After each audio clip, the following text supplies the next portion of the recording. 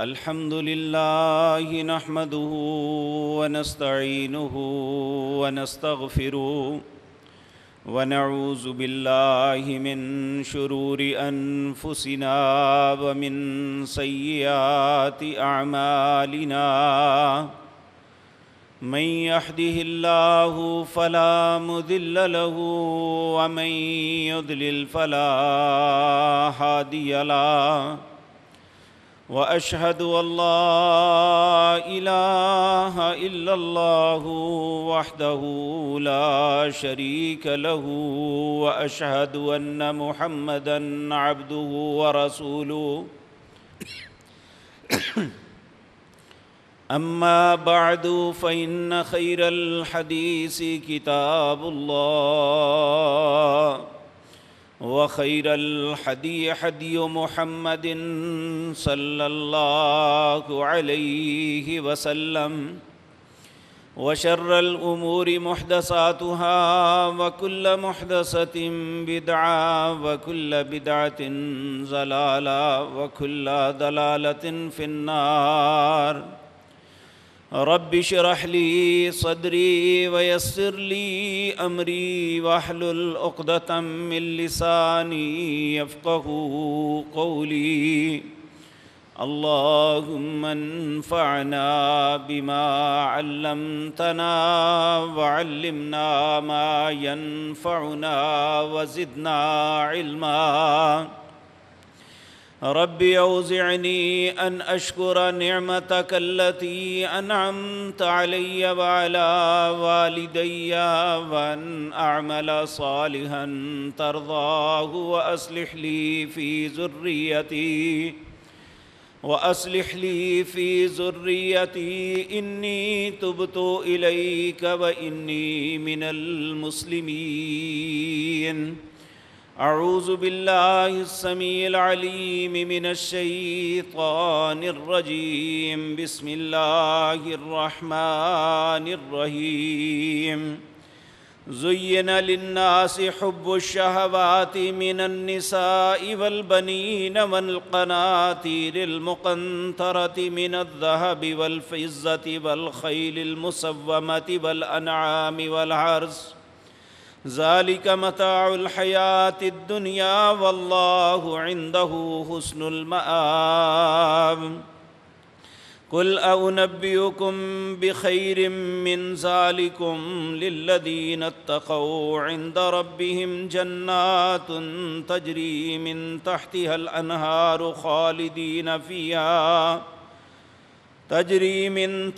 الأنهار خالدين فيها وأزواج مطهرة ورضوان من الله والله بصير بالعباد الذين يقولون ربنا إننا آمنا فاغفر لنا ذنوبنا وقنا عذاب النار الصابرين والصادقين والقانتين والمنفقين والمستغفرين بالأسحار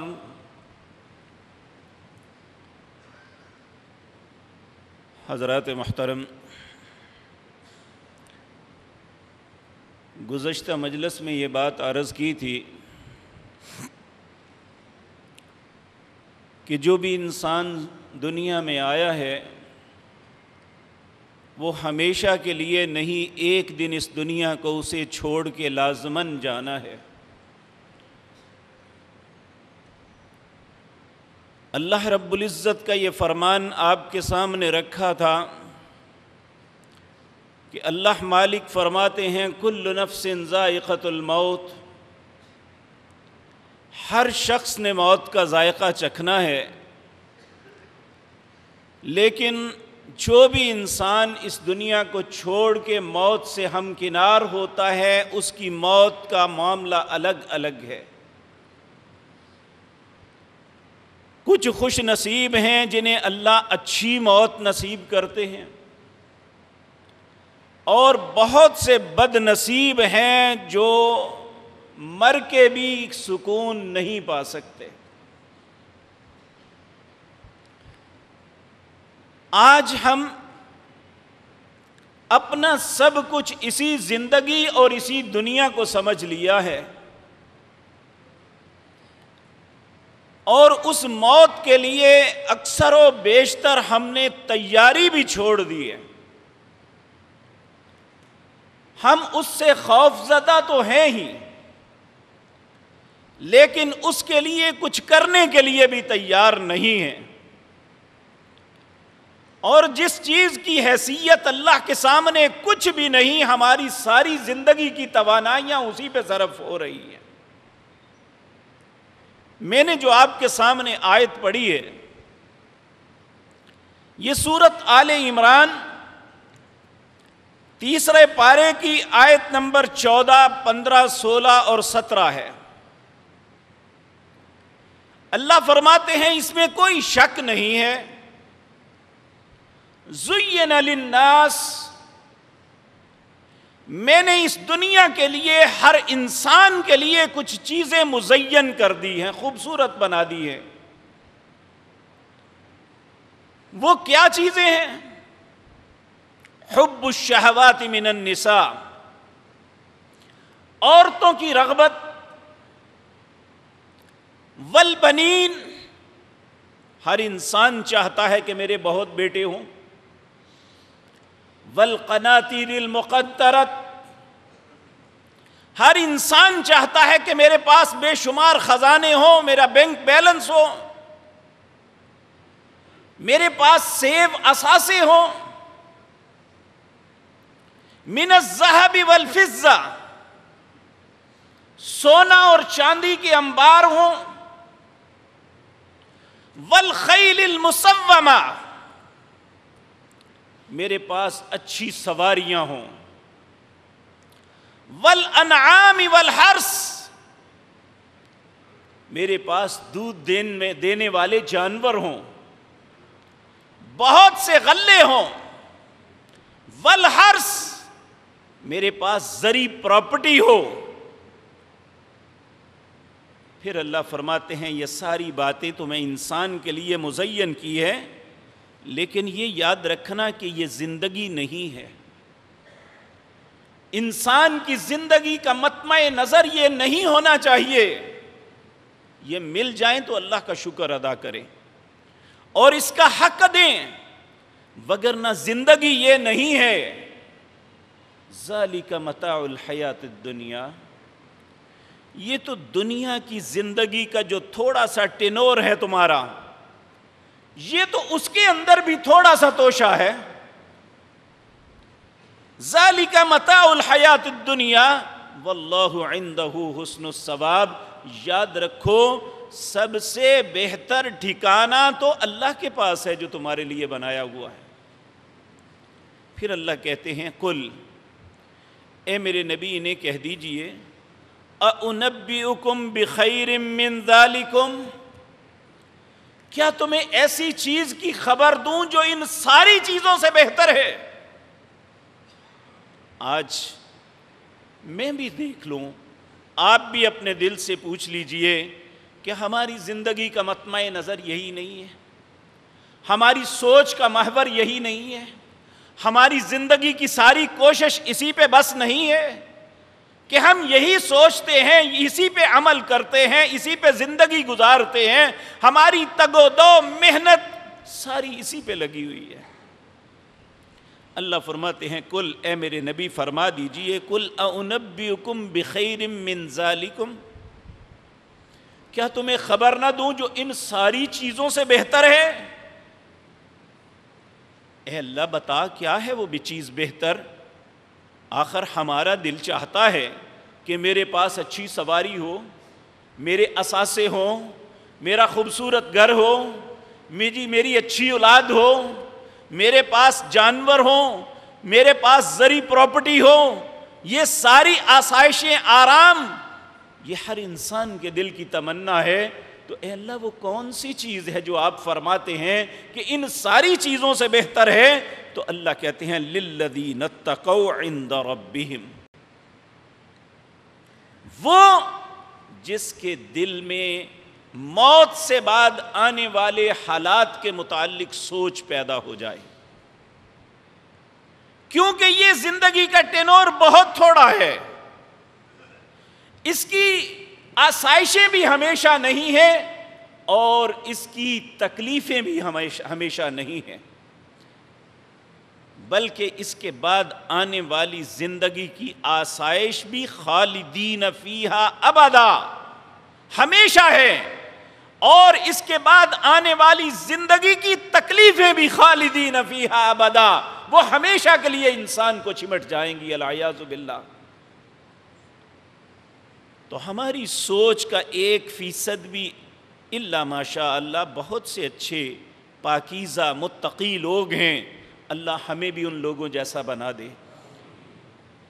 کہ جن کی سوچ آخرت کی سوچ ہی رہتی ہے، وہ ایک ایک قدم اٹھاتے ہوئے یہ دیکھتے ہیں کیا میری آنے والی زندگی کو برباد تو نہیں کر دے گی۔ ان کی سوچ کا زاویہ ہی اور ہوتا ہے۔ آج ہماری سوچ کا زاویہ صرف یہاں گھومتا ہے دنیا کیسے بنے۔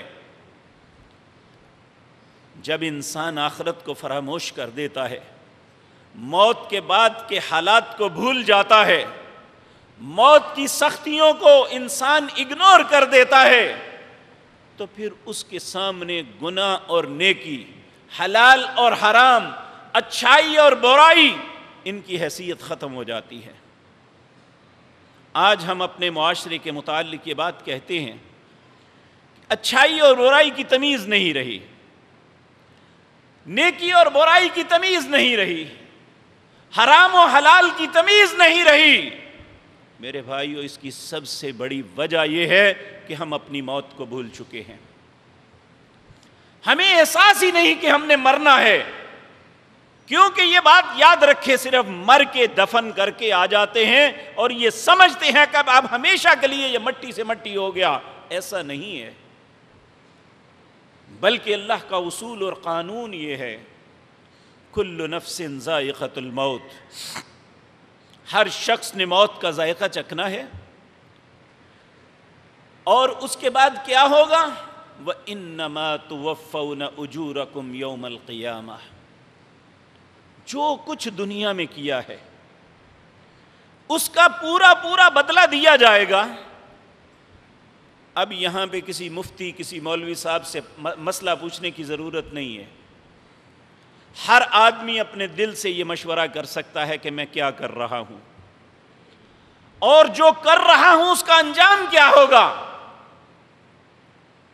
آج بہت سی غلط فہمیوں کا شکار ہم اس لیے بھی ہیں کہ علماء نے ایک ایسا تصور لوگوں کو دے دیا ہے، اور خصوصاً یہ بر صغیر کے علماء نے، کہ مرنے کے بعد بھی ان کے ایصال ثواب کے لیے بیٹھو، پڑھو، دو اور ان کو بھیجتے رہو۔ یہ دنیا کا سب سے بڑا فراڈ ہے، شاید کسی نے اتنا بڑا فراڈ نہ کیا ہو جو علماء کرام دین کے ساتھ کر رہے ہیں، جبکہ رسول اللہ صلی اللہ علیہ وسلم نے فرمایا، اذا مات الانسان، جب کوئی انسان مر جاتا ہے، وہ اچھا ہے یا برا، کوئی اس کی تمیز نہیں ہے، اذا مات الانسان انقطع عملہ، اس کے اعمال کا معاملہ منقطع ہو جاتا ہے۔ وہ زندگی میں اچھے کر رہا ہے تو وہ بھی کٹ گئے، وہ برے کر رہا تھا تو وہ بھی کٹ گئے۔ الا ثلاثۃ، 3 قسم کے عمل ہیں جو انسان کے ساتھ رہتے ہیں۔ ایک وہ جو انسان خود کرتا رہا، اگر اس کا فوائد لوگوں کو اچھائی پہ ملتے تھے، اگر وہ بھلائی کا کام کرتا تھا، لوگ اس سے فائدہ اٹھاتے تھے، وہ مرنے کے بعد اسے اس کا اجر ملے گا۔ اگر خدا نہ خواستہ یہ انسان برائی کرتا رہا، برائی کو پھیلاتا رہا، جس طرح وہ برائی، اس کی دعوت پہ پھیلنے والی برائی کرنے والوں کو اس کا بدلہ ملے گا، اسے بھی ملے گا۔ جتنے لوگ اس برائی میں مبتلا ہوں گے، اتنے لوگوں کا وبال اس کے اوپر پڑے گا۔ نبی کریم صلی اللہ علیہ وسلم نے اس کی مثال اس طرح دی، آپ نے فرمایا آدم کے بیٹے ایک نے قتل کیا جس نے اپنے بھائی کو، قابیل نے۔ اب قابیل نے صرف ایک بندے کو قتل کیا تھا جو اس کا بھائی تھا، لیکن اس نے ایک برائی کی ابتدا کی، لوگوں کے سامنے ایک تصور اور کانسیپٹ دیا کہ یہ بھی کیا جا سکتا ہے۔ قیامت تک جتنے لوگ قتل ہوں گے، جہاں اس مقتول کے قتل کا وبال اس قاتل پہ پڑے گا، اس کا وبال قابیل کے اوپر بھی آئے گا۔ قیامت تک جتنے قتل ہوں گے، یہ جس نے آغاز کیا تھا وہ سارے کے سارے گناہ اس پہ بھی لادے جاتے رہیں گے۔ اسی طرح ایک شخص بھلائی کرتا ہے، نبی کریم کی مثال لے لیں۔ پہلے انبیاء کے بعد جب پوری مخلوق گمراہی میں گر چکی تھی، اللہ قرآن میں کئی مقام پہ فرماتے ہیں وَإِن كَانُوا مِن قَبْلُ لَفِي ضَلَالٍ مُبِينٍ، آپ کی بعثت سے پہلے سب کے سب لوگ صریحاً گمراہی میں تھے، آپ کی دعوت کی وجہ سے بہت سے لوگ ہدایت کے رستے پہ آ گئے۔ تو جو ہدایت یافتہ لوگ قیامت تک دنیا میں آتے رہیں گے اور اپنی زندگی گزارتے رہیں گے، ان کے نیک اعمال کا جہاں اجر ان کے لیے ذخیرہ ہوگا، نبی کریم کو بھی ملے گا۔ اور اللہ نے قرآن عزیز کے اندر فرمایا علمت نفس ما قدمت واخرت، ہر انسان قیامت کو دیکھ لے گا جو اس نے عمل آگے بھیجا اور جو پیچھے چھوڑ کے گیا۔ ہر انسان کچھ چیزیں نیکی یا برائی اپنے اعمال کو آگے بھیجتا ہے، اور کچھ ایسی چیزیں ہوتی ہیں جو پیچھے رہ جاتی ہیں، جو لوگوں کے اندر پھیلتی ہیں۔ اگر میں صرف اپنی ذات تک ایک غلط کام کروں تو اس کا گناہگار صرف میں ہوں، لیکن اگر ایک غلط بات میں آپ کے سامنے پھیلاتا ہوں، آپ اسے قبول کر لیتے ہیں، تو جہاں اس جرم کے مجرم آپ ہیں، میں ان سارے لوگوں کا مجرم بھی ہوں۔ اس لیے میرے عزیز بھائیوں، ہمیں ان باتوں پہ غور کرنا چاہیے جو ہم نے قطعاً بھلا دی ہے، اس سوچ کو ختم کر دیا ہے۔ اللہ فرماتے ہیں یہ دنیا کی ساری آسائشیں ایک طرف، او نبئکم بخیر من ذالکم للذین اتقوا، سب سے بہترین چیز ان ساری آسائشوں سے یہ ہے کہ انسان کے دل میں خوف خدا پیدا ہو جائے، اپنی آخرت کی فکر پیدا ہو جائے۔ کیونکہ اللہ فرماتے ہیں جب جس انسان کے دل میں تقوی آ جائے، اس کا پھر مقام کیا ہے؟ جنات عند ربہم، اللہ کے پاس اس کا کیا کچھ ہے؟ جنات تجری من تحتها الانہار، ایسی جنت ہے جس کے نیچے نہریں چلتی ہیں۔ دیکھیں ہم 10 کنال کا بھی مکان بنا لیں، اس کے نیچے نہر نہیں جائے گی، اور اس میں کتنے ہی خوبصورت باغ لگا لیں، لیکن جنت کے نظاروں کو کبھی نہیں پا سکتے۔ اللہ فرماتے ہیں عند ربہم جنات تجری من تحتها الانہار، جو صرف دنیا کی زندگی نہیں جیتا بلکہ اس دنیا کو اپنی آخرت کی کھیتی بناتا ہے اور آخرت کی زندگی کے لیے جد و جہد اور کوشش کرتا ہے، اس کے لیے کیا ہے؟ جنات تجری من تحتها الانہار خالدین فیہا۔ آج تو ہم سب خوف زدہ ہیں، ہر انسان چاہے وہ کتنی بلندی پہ کیوں نہیں، کرائسس سے خوف زدہ ہے کہ آنے والے وقت میں کیا بنے گا، کیا ہوگا، کیسے حالات ہوں گے، کسی کو کچھ نہیں پتا۔ لیکن وہاں یہ کوئی بات نہیں ہوگی، خالدین فیہا ابدا، کوئی کرائسس نہیں ہے، کوئی کمی نہیں آئے گی، بلکہ ہر آنے والے وقت میں زیادہ ہوگی۔ میرے عزیز بھائیو، یہ دنیا کی زندگی ہے۔ ہم جب بچپن میں جوانی میں آتے ہیں، انسان کی خوبصورتی میں اضافہ ہوتا ہے، جب اس کے بعد وہ بڑھاپے میں جاتا ہے، وہی خوبصورتی وہ بڑھاپے میں بدل کے وہ قائم نہیں رہتی۔ لیکن جنت کی زندگی ایسی ہے، نبی کریم صلی اللہ علیہ وسلم نے فرمایا یہ جمعے کی قدر کرنے والے لوگ اللہ کے گھروں میں اکٹھے ہونے والے، اللہ کی بارگاہ میں اس کی عبادت کرنے والے، اللہ کی باتوں کو سننے والے، اللہ کے سامنے رکوع اور سجود کرنے والے، قیامت کے دن جب اللہ انہیں جنت سے نواز دیں گے، پھر اللہ جمعے کے دن ایک خوبصورت بازار میں سب لوگوں کو بھیجیں گے. یہ وہاں اپنی من مرضی کی خریداری کریں گے، جو من میں چاہے گا چیزیں لے کے آئیں گے. جب یہ واپس پلٹیں گے، نبی کریم نے کہا ایک خوبصورت ہوا چلے گی، جس طرح گرد دنیا کی ہوتی ہے، جنت کی خوبصورت مٹی کی گرد اٹھے گی. اور جب وہ اپنے گھر میں داخل ہوں گے، ان کی ازواج پوچھیں گی بھئی کیا ہوا آپ کے ساتھ؟ آپ کی خوبصورتی میں تو پہلے سے زیادہ اضافہ ہو گیا. ہر آنے والے وقت میں اللہ ہر انسان کی خوبصورتی میں اضافہ فرمائیں گے. تو زندگی تو وہ ہے جس کے لیے ہماری کوشش نہ ہونے کے برابر ہے. ہم موت سے صرف اس لیے خوفزدہ ہیں، آنے والے وقت کے لیے ہمارے پاس تیاری نہیں ہے، ہمارے پاس کوئی ذخیرہ نہیں ہے جس کے لیے ہم سوچ سکیں کہ آنے والے وقت میں ہمیں اس سے بہتر آسائش مل جائے گی. اس لیے ہم اسی دائرے کے اندر رہتے ہوئے کہتے ہیں جو کرنا ہے اب کر لو، جو کھانا ہے اب کھا لو، جو انسان اپنی خواہش کو پوری کرنی چاہتا ہے وہ بھی کر لے. اللہ کہتے ہیں نہیں، بل تؤثرون الحیات الدنیا والآخرۃ خیر وابقی. تم دنیا کی زندگی میں ریجھے ہوئے ہو، میں تمہیں تمہارا رب بتاتا ہوں، آخرت اس سے بہتر بھی ہے اور باقی رہنے والی بھی ہے. تو اللہ رب العزت فرماتے ہیں جنات تجری من تحتها الانہار، جو میرے پاس ہے وہ جنت ہے جس کے نیچے نہریں بہتی ہیں. یہاں میں کئی مرتبہ آپ کے سامنے عرض کر چکا، نبی کریم صلی اللہ علیہ وسلم نے فرمایا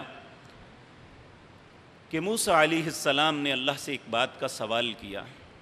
کہنے لگے اے مالک الملک، جنت میں جو سب سے غریب ہوگا، جسے آپ سمجھتے ہیں میں نے کچھ نہیں دیا، اسے کیا دیں گے؟ نبی کریم فرماتے ہیں اللہ نے موسیٰ علیہ السلام سے کہا اے موسیٰ، میں ایک شخص کو کہوں گا جاؤ جنت میں چلے جاؤ.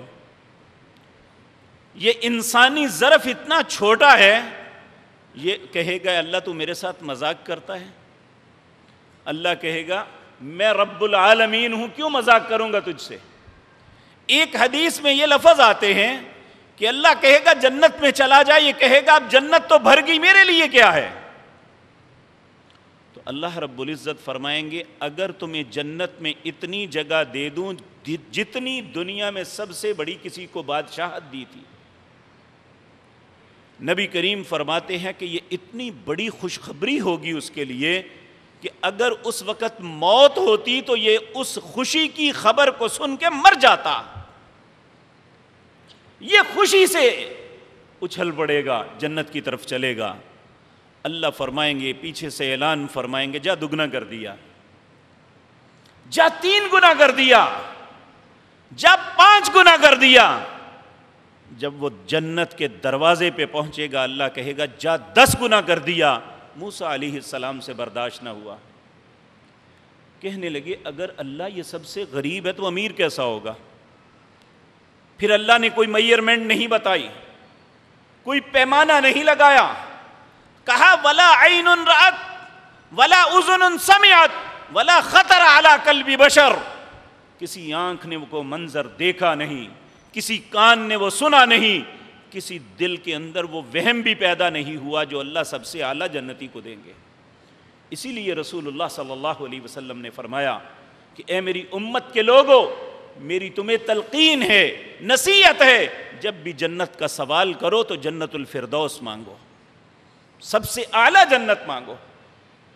تو میرے عزیز بھائیو، یہ ملے گی تو تب جب ہم اس کے لیے کوشش کریں گے. اور کوشش کیا ہے کہ ہماری زندگی کا ہر اٹھنے والا قدم اس کے سامنے 2 رستے ہیں، ایک حلال ہے ایک حرام ہے.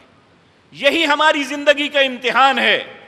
ہم اپنے قدم کو اگلی طرف رکھنے سے پہلے دیکھیں کہ میں حرام جگہ پہ رکھ رہا ہوں یا حلال پہ.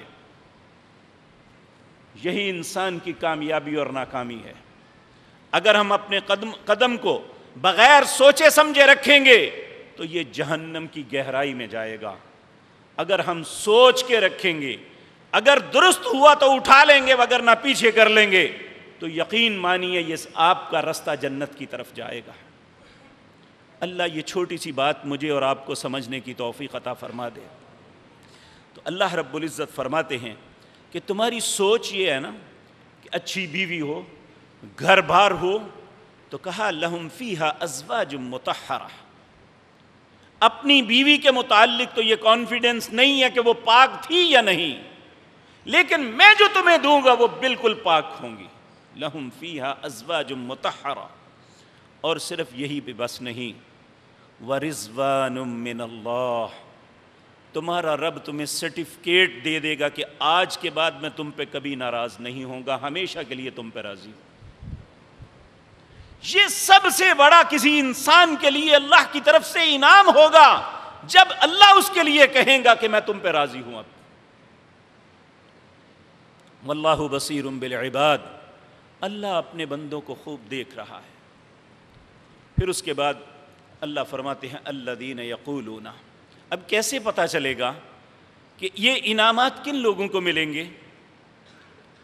یہ ساری نعمتوں کے مستحق کون لوگ ہیں، کیسے پتہ چلے گا؟ اگلی دونوں آیتوں میں ان کی صفات بیان کی ہیں۔ اللہ ہمیں یہ عقل نصیب فرما دے کہ ہم اپنے اندر یہ صفات پیدا کر لیں۔ وہ کیا ہیں؟ الذین یقولون، وہ لوگ جو کہتے ہیں ربنا، اے ہمارے رب، اننا آمنا، ہم ایمان لے آئے، ہم نے آپ کی ہر بات کو ماننے کا ایگریمنٹ کر لیا۔ جب آپ کو رب مان لیا، اپنا مالک و خالق تسلیم کر لیا، جو ہے واقعتاً، ہم مانیں یا نہ مانیں، جب انسان بن دیکھے اس کو اپنا مالک و خالق مان لے اور یہ ایگریمنٹ کر لے کہ میں آپ کی ہر بات کو تسلیم کروں گا، پھر اس کے بعد انسان کو اپنی خطاؤں کا احساس ہوتا ہے۔ جس طرح دیکھیں نا، ہم نے کسی اچھی جگہ پہ جانا ہو تو کپڑے کے اوپر داغ ہو تو ہم جب تک لباس تبدیل نہیں کرتے وہ اچھے فنکشن میں نہیں جاتے، اور اچھی جگہ پہ جانے کے لیے صاف ستھرا لباس، صاف ستھرا چہرہ اور بکھرے ہوئے بال لے کے نہیں جاتے۔ یعنی انسان اپنی ظاہری شکل و صورت خوبصورت بنا کے جاتا ہے، اچھا لباس پہن کے، خوشبو لگا کے، کہ تاکہ میں ایسے لوگوں کی مجلس میں جاؤں تو برا نہ لگوں۔ تو جب انسان اللہ کی عدالت میں جاتا ہے تو وہ گندہ ہی لے کے اپنے آپ کو چلا جائے۔ جب انسان کے ذہن میں یہ سوچ آتی ہے کہ میں نے اپنے مالک کی بارگاہ میں جانا ہے، اب میری موت کے بعد مجھے اپنے رب کے حضور پیش ہونا ہے، تو پھر وہ اپنے آپ کو دھونے کے لیے اس سے التجا کرتا ہے، فاغفر لنا ذنوبنا، اے اللہ میرے پر بہت سے گناہوں کے داغ ہیں، اے اللہ میرے ان خطاؤں کو دھو دے، ان کو معاف کر دے، وقنا عذاب النار، اے اللہ تیری ناراضگی جہنم کا عذاب ہے، اے اللہ مجھے اس عذاب سے بچا لینا۔ اب اللہ آگے بتاتے ہیں میں کن کو عذاب سے بچاؤں گا، میں کنہیں جنت عطا کروں گا۔ ان میں سب سے پہلے الصابرین، صبر کرنے والے۔ یہ ایک دنیا ہے، اس میں اگر صحت ہے تو بیماری بھی آ سکتی ہے، اس میں اگر آج عروج ہے تو زوال بھی آ سکتا ہے، اس میں آج جوانی ہے تو بڑھاپا بھی آ سکتا ہے، اس میں آج مال و دولت سے فراوانیاں ہیں تو یہ چھن بھی سکتا ہے، آج اگر زندگی ہے تو مر بھی سکتا ہے، یہ اس زندگی کا حصہ ہے۔ لیکن اللہ چاہتے ہیں کہ جو بھی ہو جائے، الصابرین، جنت میں جانے والوں کی سب سے پہلی صفت یہ ہے وہ صبر کرتے ہیں۔ میں اللہ کا واسطہ دے کے کہتا ہوں، کیا اس مہینے کے پہلے 10 دنوں میں اس ملک کی کثیر تعداد نے ایک سانحے پہ صبر کیا؟ اور وہ بے صبری کو جنت سمجھتے ہیں۔ بدقسمتی تو یہ ہے کہ وہ لوگ جو اپنے آپ کو اہل سنت کہتے ہیں، جو اللہ کے نبی کے طریقے پہ چلنے کو اپنی زندگی کا فخر تصور کرتے ہیں، جب وہ اللہ اور اس کے رسول کی مخالفت کرتے ہیں تو دکھ کی بات وہاں ہوتی ہے۔ تکلیف کوئی بھی ہو، بیماری کی تکلیف، مال کی کمی کی تکلیف، یہ تو اللہ نے کہا ہے میں کروں گا۔ وَلَنَبْلُوَنَّكُمْ بِشَيْءٍ مِّنَ الْخَوْفِ وَالْجُوعِ وَنَقْصٍ مِّنَ الْأَمْوَالِ وَالْأَنفُسِ وَالثَّمَرَاتِ، میں ضرور آزماؤں گا تمہیں۔ دوسرا پارہ ہے، سورۃ بقرہ ہے، اللہ فرماتے ہیں وَلَنَبْلُوَنَّكُمْ، یہ نہیں کہا میں آزماؤں گا، وَلَنَبْلُوَنَّكُمْ، میں ضرور آزماؤں گا، بِشَيْءٍ، کسی بھی چیز سے، من الخوف، خوف ڈال کے، والجوع، بھوک بھی آ سکتی ہے، ونقص من الاموال، مال بھی کم ہو سکتا ہے، والانفس، میں جان بھی لے سکتا ہوں، والثمرات، یہ سب پھل۔ دیکھیں کسی انسان کے پاس اناج تو ہر گھر میں ہوتا ہے، لیکن پھل صاحب ثروت لوگوں کے گھر میں ہوتا ہے۔ یہ ایک ایکسٹرا چیز ہے، ایکسٹرا نعمت ہے جو اللہ کسی کو عطا کرتا ہے۔ اللہ کہتا ہے میں یہ بھی چھین لوں گا، مال ہوگا، پھل کھانے کی اجازت نہیں ہوگی۔ کتنی بیماریاں ایسی ہیں جس کی وجہ سے ہم بے شمار چیزیں سامنے رکھ کے نہیں کھا سکتے، ان پہ دسترس ہے، ہماری پہنچ میں ہے، لیکن اس کی ایک بائٹ بھی نہیں لے سکتے۔ والثمرات، اور پھر کہا جب میں سب کچھ لے لوں یا کچھ لے لوں تو بے صبری نہیں کرنی، یہ میرا امتحان ہے۔ وبشر الصابرین، خوشخبری اس کے لیے ہے جو ان حالات میں صبر کرتا ہے۔ اہل ایمان، اللہ نے تو آپ کا نصیب ہی بڑا اچھا بنایا ہے۔ نبی کریم صلی اللہ علیہ وسلم نے فرمایا جو اللہ نے عزت و حرمت اہل ایمان کو عطا کی ہے، کسی کو نہیں، جب اللہ انہیں نعمتوں سے نوازتا ہے تو شکر کرتے ہیں، پھر بھی اجر سے نوازے جاتے ہیں، اور اگر اللہ ان سے یہ چیزیں چھین لیتا ہے تو صبر کرتے ہیں، پھر بھی انہیں اجر ملتا ہے۔ یہ دونوں صورتوں میں محروم نہیں ہیں۔ تو ہم ایمان کا دعویٰ بھی کریں اور واویلا بھی کریں، اور مصیبتوں پہ روئیں، چیخیں چلائیں، اپنے چہروں کو اور سینوں کو پیٹیں بھی، اور ایماندار بھی اپنے آپ کو کہیں۔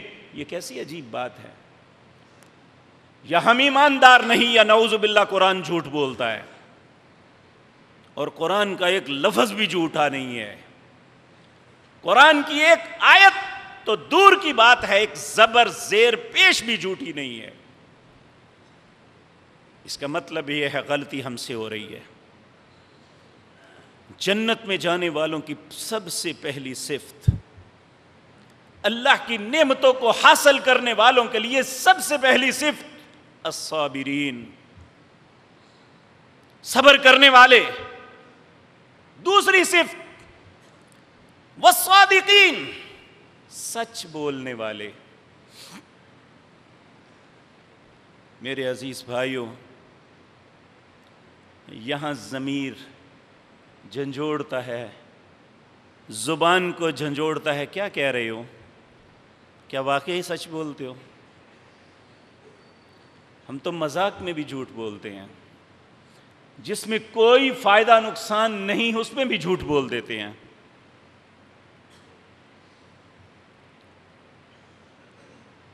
اور بعض اوقات دیکھیں میرے عزیز بھائیوں، ایسی ایسی بات پہ جھوٹ بولتے ہیں جس میں کوئی فائدہ نہیں ہو سکتا۔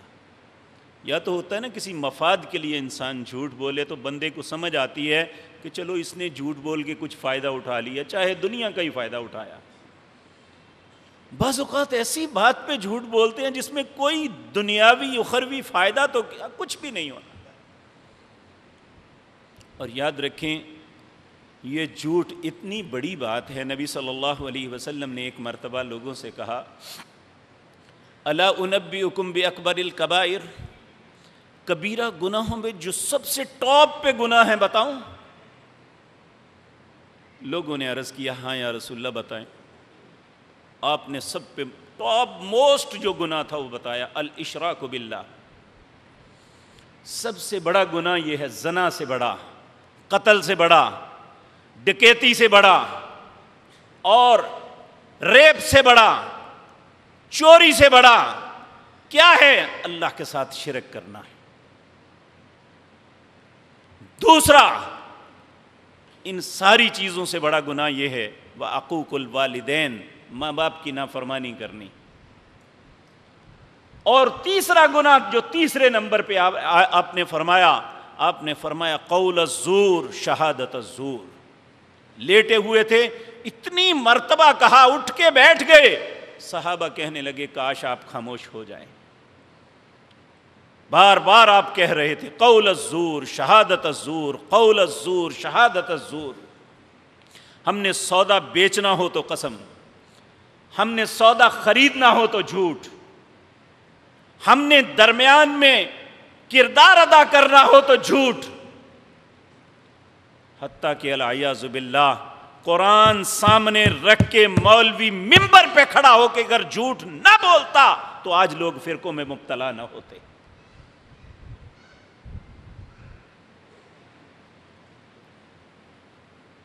میرے عزیز بھائیو، دوسری اہل ایمان کی صفت جو انہیں جنت میں لے جانے کے لیے ہے وہ صادقین، وہ سچ بولنے والے ہیں. اللہ ہم سب کو سچا بنا دے. تیسری والقانتین، فرما بردار ہیں. کس کے؟ اللہ کے اور اس کے رسول کے. فرما برداری یہ نہیں ہے کہ آپ میری بات مانیں.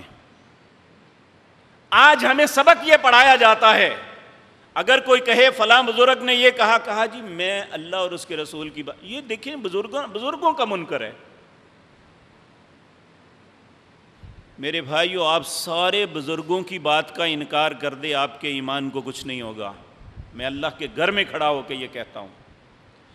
لیکن آپ کسی چھوٹی سی بات پہ رسول اللہ کی بات کا انکار کر دیں تو آپ مسلمان نہیں رہیں گے. وہ میں ہوں یا آپ ہیں. ہم اللہ کے حکم کا انکار کر دیں تو ہم مسلمان نہیں رہیں گے. تو جنت میں جانے والے انسانوں کی تیسری صفت یہ ہے کہ والقانتین، فرما بردار ہے. جو اللہ کا حکم ہے اسے مان لیتے ہیں. دیکھیں یہودیوں اور ہمارے اندر فرق یہ تھا کہ یہود جب اللہ کا حکم آتے کہتے سمعنا، ہم نے سن لیا، وعصینا، مانیں گے نہیں.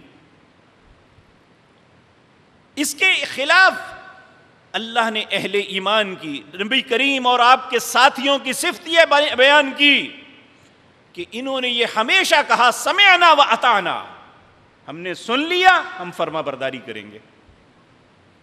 ہم بھی اگر ایماندار ہیں تو ہمارے اندر یہ دیکھیں کہ یہ صفت ہے کہ ہم اللہ اور اس کے رسول کی ہر بات کو تسلیم کرتے ہیں، ہم غیر مشروط ان کی فرما برداری کا عزم کرتے ہیں. والقانتین. اور چوتھی صفت یہ بتائی والمنفقین، اپنا مال دوسروں پہ خرچ کرتے ہیں، فراڈ کر کے لوگوں کا اکٹھا نہیں کرتے، لوگوں کا مال چھیننے کی کوشش نہیں کرتے، بلکہ اپنا مال لوگوں میں خرچ کرتے. والمنفقین، خرچ کرتے ہیں. اور یہ سارا کچھ ہونے کے باوجود صبر بھی، سچائی بھی، اطاعت بھی، خرچ بھی کرنا، پھر بھی والمستغفرین بالاسحار، جب رات کے جوف میں کبھی اٹھتے ہیں تو اللہ سے معافیاں ہی مانگتے ہیں کہ ہم سے کوئی ایسی غلطی بھول نہ ہو جائے کہ ہمارا رب ہم پہ ناراض ہو جائے. میرے عزیز بھائیو، ہم اپنے دل سے سوال کریں کیا یہ جذبات ہمارے اندر ہیں کہ ہمارے دل میں یہ سوچ بن جائے ہر وقت کہ دن تو دن جب سحری کے وقت نیند اپنے عروج پہ ہوتی ہے، اٹھائیں بھی تو سونے والے انسان کو پتہ نہیں چلتا کہ میں کہاں ہوں، میں نے بات کیا کرنی ہے. ایسے وقت میں بھی جب ان کی آنکھ کھلتی ہے تو والمستغفرین بالاسحار، سحری کے وقت بھی وہ اللہ سے استغفار کرتے ہیں۔ یہ وہ لوگ ہیں جن کے لیے اللہ نے جنت کی نعمتیں بنائی ہیں۔ یہ وہ لوگ ہیں جنہیں اللہ نے رضامندی کا سرٹیفکیٹ دینا ہے۔ اور جب کسی انسان کے اندر یہ صفات آ جائیں تو پھر وہ خود بھی موت سے نہیں ڈرتا اور مرنے والے پہ دکھ بھی نہیں کرتا۔ نبی کریم صلی اللہ علیہ وسلم اگر کوئی فوت ہو جاتا، آپ اس کی تعزیت کے لیے تشریف لے جاتے، کیا کہتے تھے؟ ہم کیا کہتے ہیں؟ بڑا افسوس ہوا ہے، بہت دکھ ہوا ہے آپ کے باپ کے فوت ہونے کا۔ نبی کریم ایسا نہیں کہتے تھے۔ نبی کریم کہتے تھے ان للہ ما اخذ وللہ ما آتا وکل شیء عنده اجل مسمى فلتصبر ولتحتسب۔ یہ جو کچھ تجھے لے لیا گیا ہے نا، یہ اللہ کا تھا، تیرا نہیں ہے۔ یہ کہو کہ لو جی میرے ابا جی چلے گئے، تیرے ابا جی بعد میں تھے، اللہ کے پہلے تھے، کیونکہ اسی نے پیدا کیا تھا۔ یہ میری والدہ تھی، میری والدہ بعد میں بنی، میرے رب نے پہلے انہیں بنایا تھا۔ کہا ان للہ ما اخذ، جو کچھ تجھ سے لیا گیا ہے یہ اسی کا تھا، وللہ ما اعطا، اب جو کچھ اب بھی تمہارے پاس ہے، مال و دولت، اولاد، خود تمہاری اپنی جان، یہ بھی اسی کی عطا کردہ ہے۔ وَكُلُّ شَيْءٍ عِندَهُ أَجَلٌ مُّسَمًّى، اس نے ہر چیز کے لیے ایک وقت مقرر کیا ہوا ہے، کوئی نہ ایک لمحہ آگے جا سکتا ہے نہ پیچھے جا سکتا ہے۔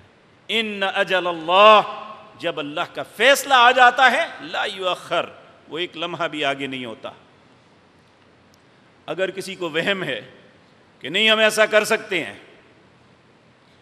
جس طرح یہ بعض سائنسدان بعض اوقات بات کرتے ہیں، ہم بعض ایسے خلیے بنائیں گے جس سے مرنے والے کو موت سے بچا سکتے ہیں۔ اللہ سورۃ واقعہ کے اندر فرماتا ہے فَلَوْلَا إِن كُنتُمْ غَيْرَ مَدِينِينَ، اگر تم سمجھتے ہو کہ تمہارے اوپر کوئی طاقت نہیں ہے، تَرْجِعُونَهَا إِن كُنتُمْ صَادِقِينَ، میں اس کی جان نکالنے لگا ہوں، واپس ڈال کے دکھاؤ۔ میرے بھائیو، عرصہ دراز سے معلوم ہی نہیں کہ دنیا کس دن شروع ہوئی تھی، آج تک کتنا عرصہ گزر گیا ہے۔ وہ لاکھوں سال ہیں، کروڑوں سال ہیں، ہزاروں سال ہیں، ہمیں کچھ پتہ نہیں۔ اس وقت سے لے کر آج تک اللہ کا یہ چیلنج ہے، اور قیامت قائم ہو جائے گی، دنیا کے سارے انسان بھی مل جائیں، اللہ کے اس چیلنج کو نہیں کاٹ سکتے۔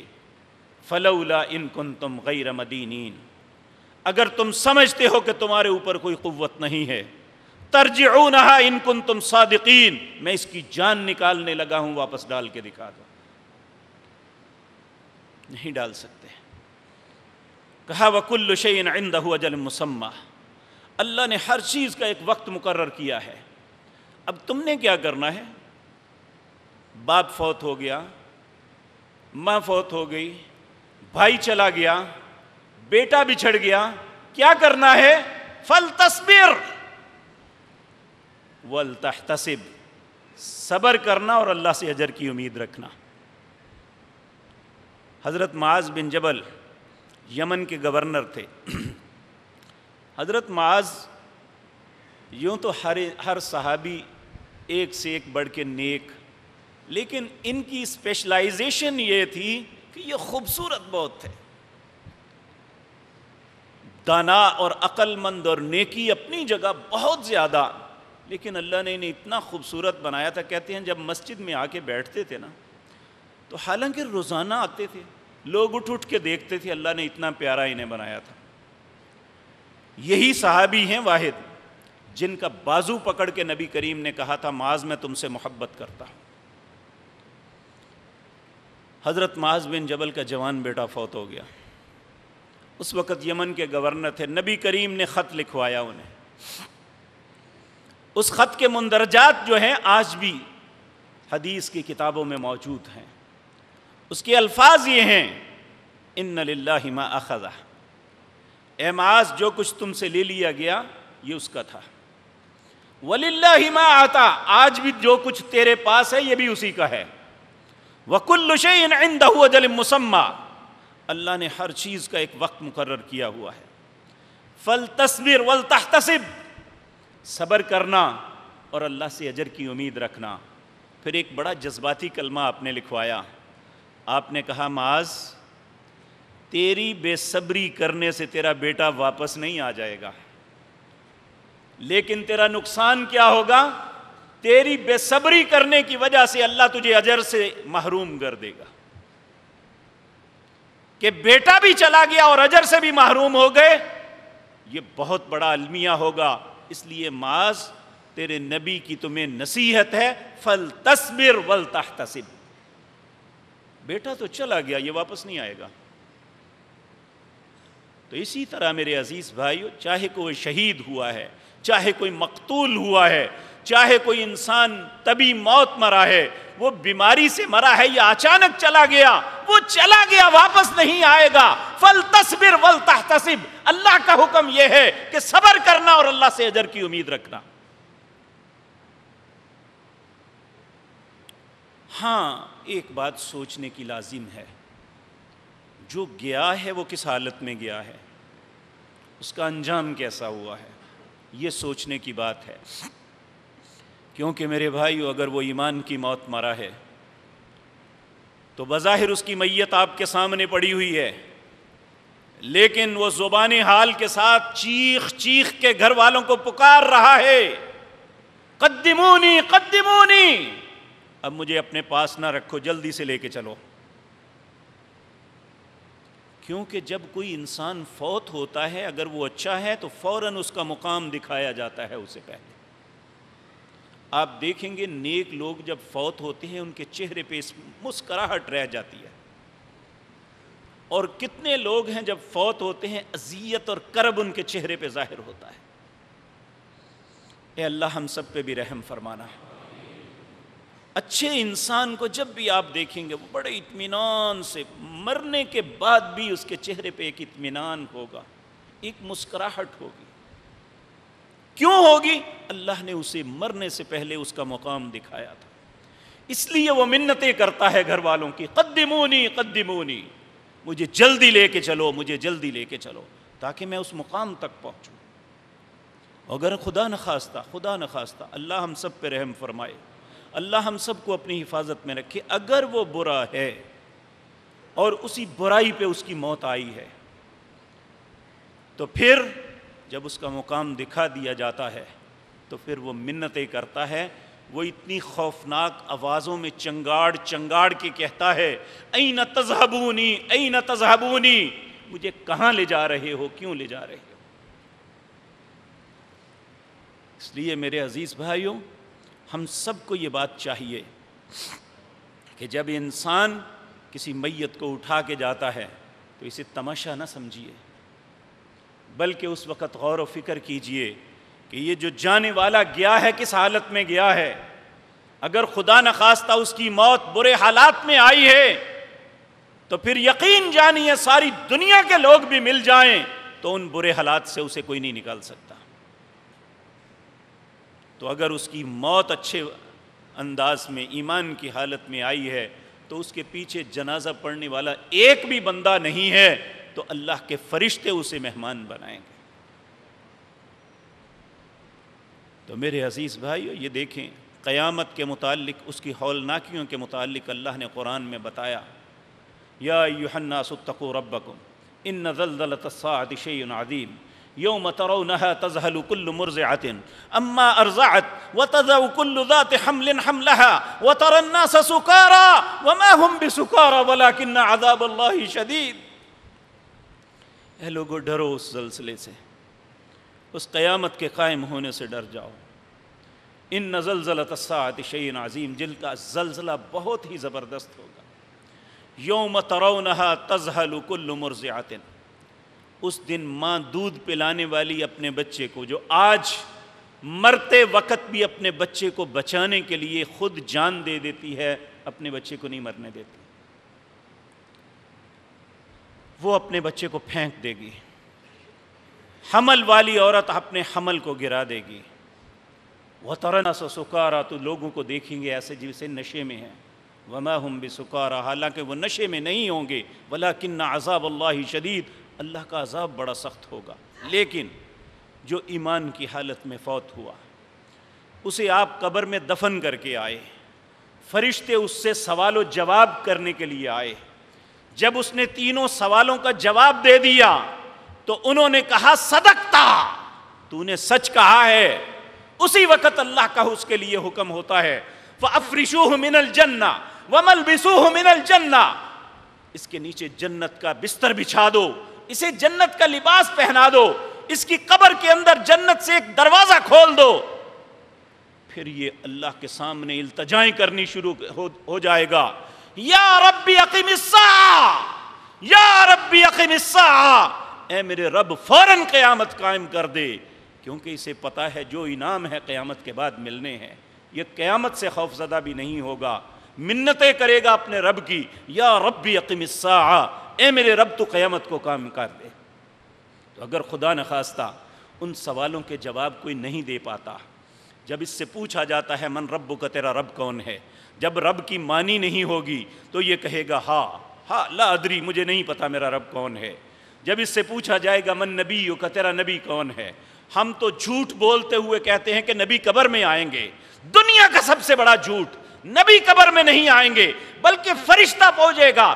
من حاضر رجل، وہ شخص کون تھے، الذی بعثت فیہم، جسے اللہ نے تمہارے اندر مبعوث کیا تھا، تو وہ انسان جواب دے گا نبی محمد صلی اللہ علیہ وسلم، اگر اس نے رسول اللہ کی اطاعت کی ہوگی۔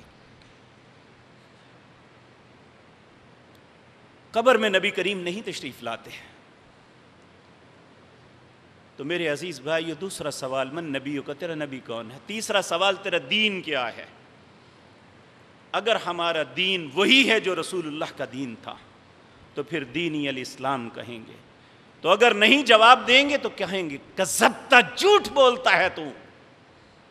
اور اسی وقت حکم ہوگا فافرشوہ من النار وملبسوہ من النار، اس کے نیچے آگ کا بستر بچھا دو، اسے آگ کا لباس پہنا دو، اس کی قبر میں جہنم کے دروازوں میں سے دروازہ کھول دو۔ پھر یہ منتیں کرے گا یا رب لا تقوم الساعہ، اے اللہ قیامت کو کبھی قائم نہ کرنا۔ لیکن اس سے کہ کہنے سے اللہ کے فیصلے نہیں بدلیں گے۔ اس لیے میرے عزیز بھائیوں، یہ دنیا کی ترقی، دنیا کا عروج، دنیا کا مال و دولت، یہ اگر مل جائے تو نعمت، لیکن مطمع نظر ایک مسلمان کا یہ نہیں ہونا چاہیے، بلکہ مسلمان کا مطمع نظر آخرت ہونا چاہیے۔ والآخرۃ خیر وابقیٰ، لوگوں آخرت بہتر بھی ہے اور باقی رہنے والی بھی ہے، یہ زوال پذیر ہے۔ آج اگر اچھا ہے کل برا بھی ہو سکتا ہے، آج تندرستی ہے تو کل بیماری بھی آ سکتی ہے، نہ اس کی بیماری ہمیشہ ہے، نہ اس کی تندرستی ہمیشہ ہے، نہ اس کی آسانی ہمیشہ ہے۔ لوگوں، جس آخرت کا اللہ تذکرہ کر رہے ہیں اس کی ہر چیز ہمیشہ کی ہے۔ اللہ ہمیں دنیا کے مقابلے میں آخرت کو ترجیح دینے کی توفیق عطا فرمائے، یہی ہماری کامیابی کا راز ہے۔ اللہ اس کو بات کو ہمیں سمجھنے کی توفیق دے۔ اقول قولی ھذا واستغفر